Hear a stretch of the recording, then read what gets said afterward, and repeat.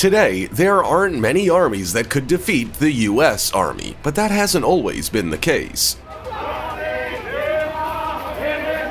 There were many groups of people that defeated or that put up a vicious fight against them in the past. And some of them didn't even have guns. From the most vicious Native American tribe that ever existed to the people of the Arctic that defeated an empire several times, here are the 15 toughest tribes that are feared by the US Army.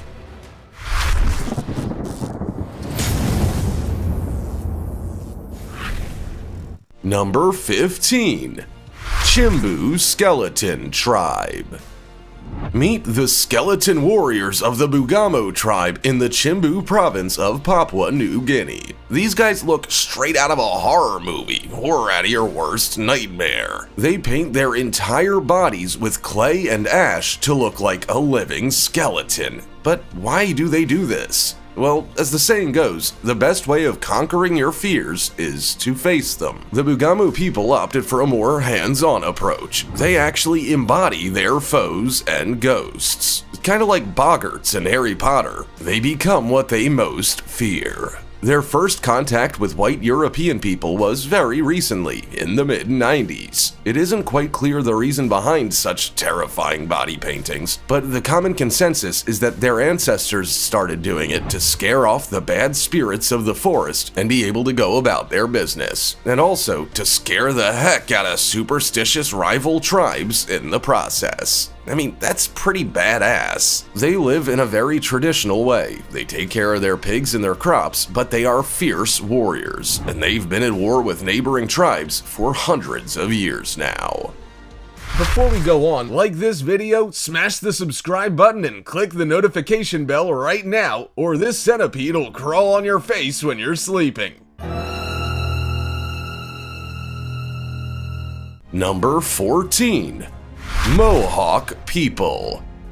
The Mohawk people are a First Nation tribe from North America. You might recognize their notorious face paint and red feathers on their heads. They were a semi-sedentary tribe, which means they moved around a lot, but they lived in what is today New York State when the colonization of America started. Eventually, they had to move to Canada, but before that moment, they gave the British and the French a very hard time. They were fierce warriors that fought hard against the colonizers. They even made an alliance with two other tribes. They were called the Gatekeepers of the East, or the Iroquois Confederation. They actually fought with the British during the American Revolution, and just before that, the American Frontier Wars took place, where everybody was fighting for land. During that time, the Mohawk people survived by trading fur, and when the Dutch introduced fire guns to them, their victories increased exponentially for obvious reasons. They were generally peacekeepers, but they were also excellent warriors when necessary. A fun fact about the Mohawk tribe is that only men could be chiefs, but only women could vote for the chief. Number 13. Shawnee People. The Shawnee people are an Algonquin-speaking Native American tribe that lived in what today is Ohio, Kentucky, and Pennsylvania. Their chiefs were chosen on the basis of merit and skill, such as hunting. They were forced to leave their land by the Iroquois Confederation, and that's when they started having a reputation as wanderers. But don't be fooled, the Shawnee people were fierce and very skilled warriors, and they did give a hard time to the white colonizers when they were trying to steal their land. They even started a resistance movement led by the Shawnee chief called Tecumseh, who went down in the history books as the chief among chiefs because of his outstanding oratory, diplomatic, and military skills. Eventually, Tecumseh's resistance movement became the largest and greatest in the eastern half of North America. He managed to recruit thousands of warriors from many different tribes to stop the American expansion on their land, which today is Ohio and Indiana. He was a feared and great leader, and many men answered his call of war. Needless to say, the American army wasn't very happy about it, as he inspired a lot of loyalty from his men. Number 12. Asaro Mudmen. Meet the other terrifying tribe from Papua New Guinea, the Asaro Mudmen. They live in the Eastern Highlands, and they are famous for their ghoulish clay masks, which they adorn with pig's tails and shells. They also paint their skin white, and they elongate their fingers with bamboo rods. They use this traditional attire to scare their enemies, and it works. Most tribes in Papua New Guinea are very scared of spirits, and so the Asero people decided to simply appear as them to scare off any other tribe that they had a brawl with. Your body's stinky and smells. Legend has it, it all started when the Asero were defeated by an enemy tribe and had to flee into the Asero River. They then waited until dusk to escape under the cover of the night's darkness. And when they rose from the muddy riverbanks covered in mud, their enemies thought they were spirits and ran for their life. This victory is still told today, and that is why they dance and dress so creepily. They are imitating the spirits. Number 11. Sentinelese Tribe.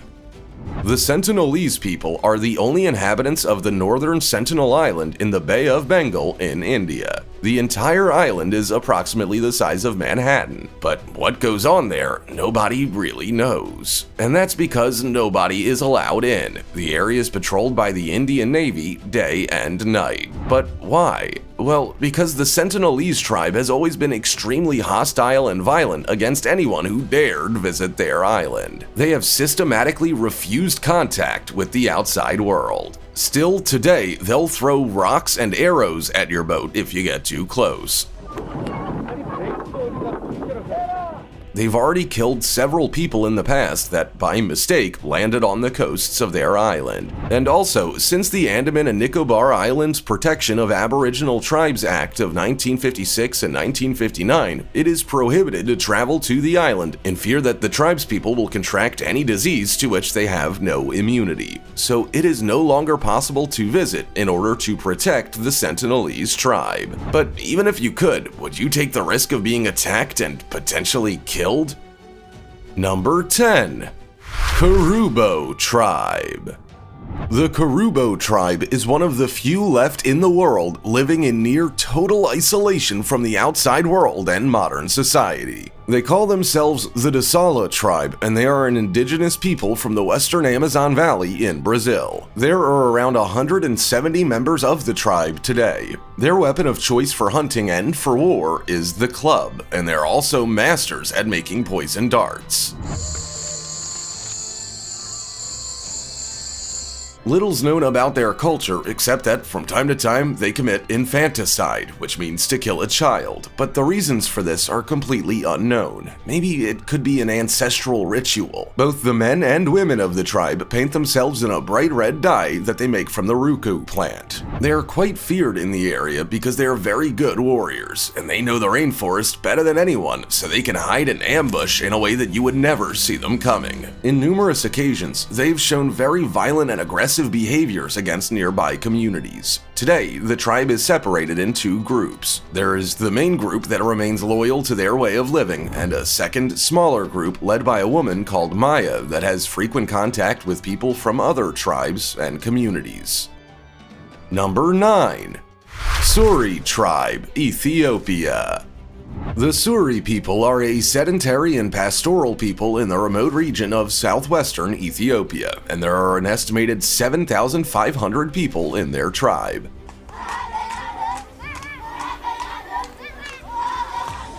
They got a renowned reputation for subjecting themselves to extremely painful body modifications that are quite particular. They have lots of piercings and, most notoriously, lip plates. For them, these modifications are a sign of beauty, much like high heels or even tattoos for the Occidental civilizations like the European ones. In the Suri tribe, for a woman, the bigger the lip plate is, the larger her dowry will be. And these aren't your usual discreet piercings. These plates can be as big as their entire face. They start with a little puncture and they keep stretching it more and more over time. It's unknown why exactly they started this curious tradition, but the most accepted theory is that they began piercing their lips to discourage slave trade amongst Suri women. Young Suri boys will learn how to stick fight from a very young age, and they perform duels quite quite often, but they have a science to it that's a lot similar to modern-day boxing in a way. For Suri fighters, physical strength is as important as tactics and studying your opponent, so they'll sit through every fight studying the moves and techniques that other fighters use. Number 8. Huaorani Tribe.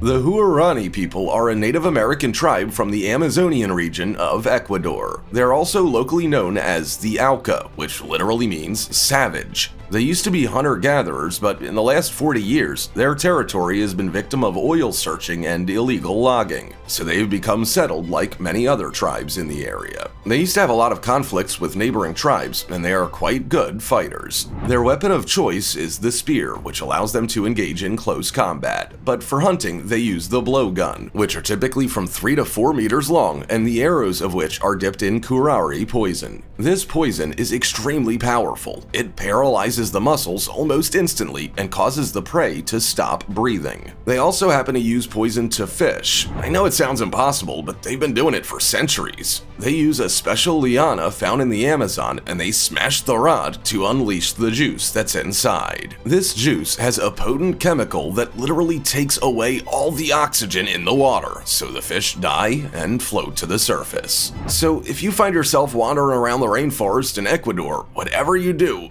not cross a Huaorani tribesperson. Number 7. Yali Tribe. The Yali tribe had the first contact with the white man in 1961, and they live in the highlands in Papua New Guinea. They are considered the smallest tribe in the country, and I say considered because some anthropologists are convinced that there are still many tribes that we don't know about in Papua New Guinea. But this tribe in particular was extremely feared and dreaded by everyone that knew them, and the reason is quite shocking. They're cannibals. Yeah, you heard that right. They eat human flesh. They're one of the Pygmy nations, which is an ethnic group of dwarf people. The tallest they can reach is 1.50 meters, and even if they are quite short, they are extremely feared by their enemies, and that alone is proof enough of their ferocity. The reason why they were so absolutely feared is because they completely destroyed the bodies of their enemies. Not only did they eat the meat and organs, they even turned the bodies into dust and threw it in the valley. This practice started out of the fear of their spirits coming back to haunt them. The men don't use clothing of any kind. They wear only a traditional penis sheath and rings around their waist, and the women wear a skirt made out of reed. Number 6. Goroka. The Goroka tribe of Papua New Guinea is a very famous one due to their elaborate headdresses and jewelry. They use parrot feathers, feathers of birds of paradise, and colorful tissue. But the most valuable adornments are the ones made out of seashells because they represent prosperity and wealth. Because of that, when a young man wants to marry a young woman, he presents her with a seashell necklace. Centuries ago, the Goroka people used tiny pieces of pearl instead of money. Their culture and traditions are very strongly linked to the coast and the ocean.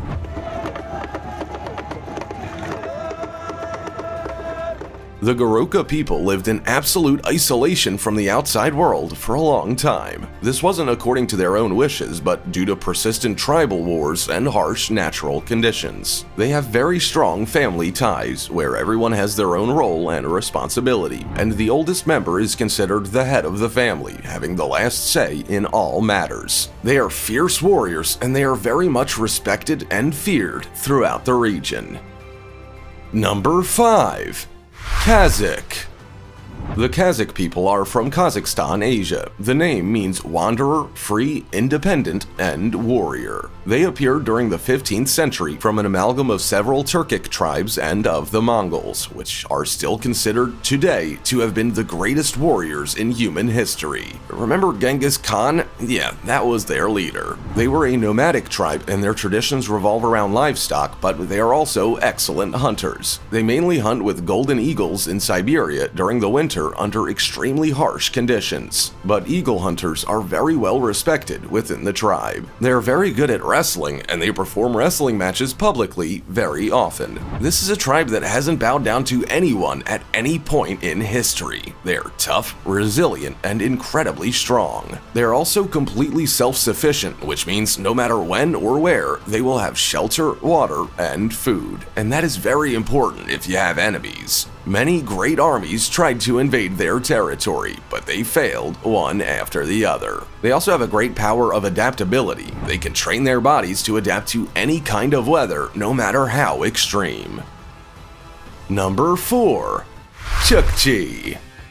The Chukchi are an indigenous people that live in the Arctic region of Russia. They are the closest Asiatic relatives of the indigenous Native American people. It's important to note that Russia tried to wage war against the Chukchi many times in history, but never once won. At one point, the leader of the Chukchi killed the Russian commander, and they kept his head as a trophy for several years. After many attempts of defeating the Chukchi and failing miserably, the Russians then decided to stop the conflict because it was causing them too much money and also bloodshed, and that's when they started peacefully trading. So this tribe literally defeated the almighty country of Russia. That's no small feat if you ask me. They mainly eat reindeer and Arctic sea mammals like walrus, seals, whales, and also fish. Their religion is shamanist, which means that they hold sacrifices and ceremonies for divination and healing. They believe that everything in the universe has a spirit, even inanimate objects, and those spirits can either be benevolent or evil. They are divided into two chief groups: the reindeer Chukchi that live in the mainland and are nomads, and the maritime Chukchi that live in the Arctic and Bering Coast and have fixed villages. To move around, they build wooden boats with skin covers. Number 3. Maori. The Maori are Polynesian people from New Zealand, and they are worldly famous for their outstanding and very intimidating haka dance. This is where the men perform screams of war and make very scary facial expressions. If you've ever seen an All Blacks rugby game, that's what they do at the beginning of each match. Thankfully, when the Europeans arrived in New Zealand in the 18th century, the relationships with the Maori were mostly peaceful, except the part about land confiscation. And after the Treaty of Waitangi in 1840, the two cultures coexisted. They are a very close-knit group that have protected their culture and their history to this day. They self-named themselves. Maori in their language means ordinary or normal, to differentiate themselves from the deities and spirits. They are fierce warriors, and the very first time Captain James Cook approached the island by boat, the Maori people managed to kill 4 European men before they could even land. Only one Maori was killed during this incident. During the first years of European and Maori coexistence, there were many incidents from the Europeans that unleashed subsequent revenge attacks from the Maori that were quite furious. They are not a tribe to mess with. Number 2. Cheyenne. The Cheyenne people are a Native American tribe from the Great Plains, and today they mainly live in Minnesota and Montana, United States. When the Europeans arrived to America, they started a ferocious war with the Cheyenne people, which were already waging war with their traditional enemies, the Crow people. They adopted the horse culture in the early 18th century, which they still have today. In their early days, they lived by trading wild rice and hunting bison. The most famous Cheyenne person was Moats Ionotes, which I'm probably not pronouncing right, or Sweetgrass, which I hope I am. He was a prophet who predicted the coming of the horse, the cow, the white man, and many other new things that did in fact later happen. They used a lot of medicinal plants for healing and for ceremonies. The sacred arrow is the male symbol of power, and the sacred buffalo hat is the female symbol of power. They lived in decorated skin teepees, and their clothing was also made out of skin. Both men and women braided their hair in two, one braid at each side of the neck, and used bird feathers to decorate their head. They had a council of 44 headsmen, 4 for each subgroup and 4 elders. Number 1. Kiowa.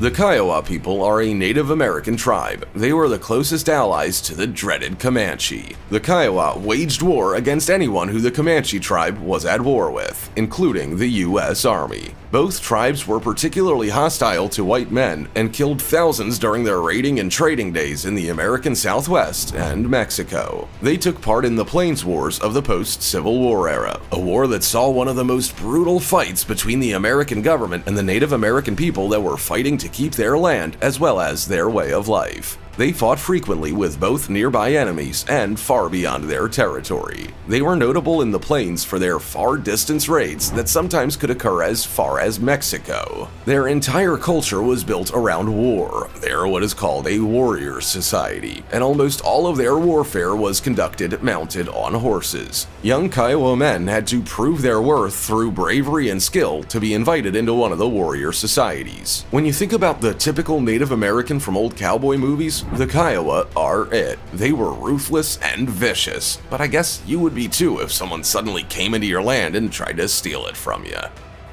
As you can see, the almighty US Army has had a lot of enemies throughout history, and many of them didn't even have much more than a horse and a bow and arrow. But if you have passion and you're fighting for a cause that matters to you, sometimes that is all you need. But what about today? Who do you think the US Army still fears? Also, check out our other cool stuff showing up on screen right now. See you next time!